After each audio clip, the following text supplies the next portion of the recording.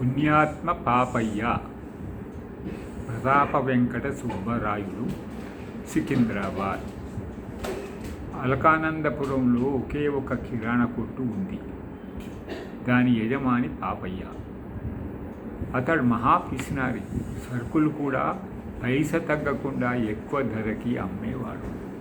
ఊరి వాళ్ళు ఏమీ చేయలేక తప్పనిసరి అతన్ని తిట్టుకుంటూ అక్కడే సరుకులు కొనుక్కునేవాళ్ళు. అలా ఓ 10 సంవత్సరాలు గిర్రున తిరిగిపోయాయి.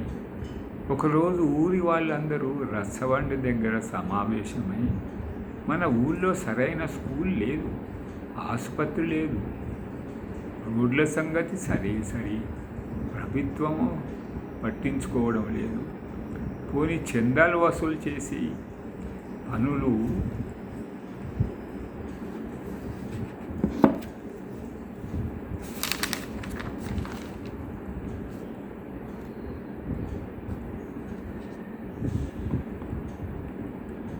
చేద్దామా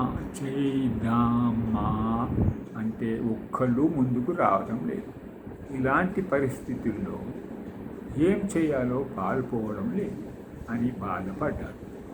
ఆ ఊరి పెద్ద నారాయణరావు ఎప్పుడూ మాట్లాడలేదు. అనాగరికంగా అష్టకష్టాలు పడుతూ ఎలాగైనా జీవించడానికి ఇష్టపడతారు తప్ప మార్పు కోసం ఎవరూ ముందుకు అడుగు వేయడం లేదు. అప్పుడు లేచాడు పాపయ్య.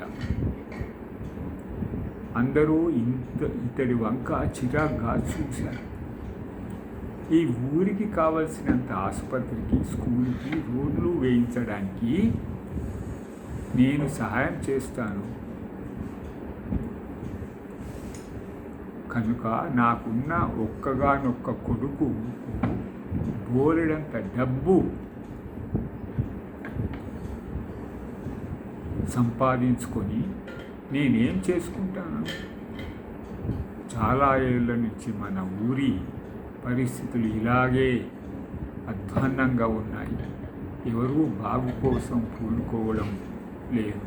అందుకే నేనే నిర్ణయం తీసుకున్నాను. సరుకులు మీకు ఎక్కువ ధరకి అమ్మి ఆ డబ్బు దాస్తూ వచ్చాను. మరో షాపు వాళ్ళు ఇక్కడ షాపు పెట్టకుండా వాళ్ళకి విషయం చెప్పి సహకరించమన్నాను. వాళ్ళు సహకరించారు. ఈ రోజు కోసం ఎంతో ఎదురు చూశాను అన్నాడు.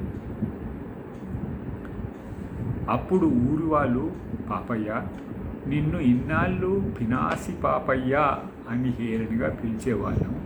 ఇప్పటి నుంచి పుణ్యాత్మ పాపయ్య అని పిలుస్తాం. మామూలుగా డబ్బడిగితే ఊరి బాగు కోసం ఎవ్వరూ ఇవ్వలేరు. మన అవసరాల కోసం సరుకులు ఎక్కువ డబ్బు పెట్టి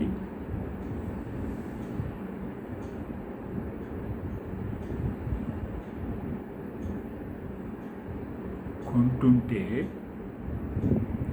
ఆ డబ్బు నువ్వు దానిని ఊరి కోసం ఖర్చు పెట్టాలనుకోవడం నిజంగా గొప్ప విషయం. నువ్వు ఆర్థిక సాయం చేస్తున్నావు కాబట్టి మేమందరం శ్రమదానం చేస్తాము, ఊరి రూపురేఖలు మార్చేస్తాము అన్నారు ముక్త కంఠంతో. ఇలా ఆ ఊరు అతి కొద్ది కాలంలో అన్ని హంగులు సంతరించుకొని కొత్తగా కనిపించసాగింది. శుభం. ఇది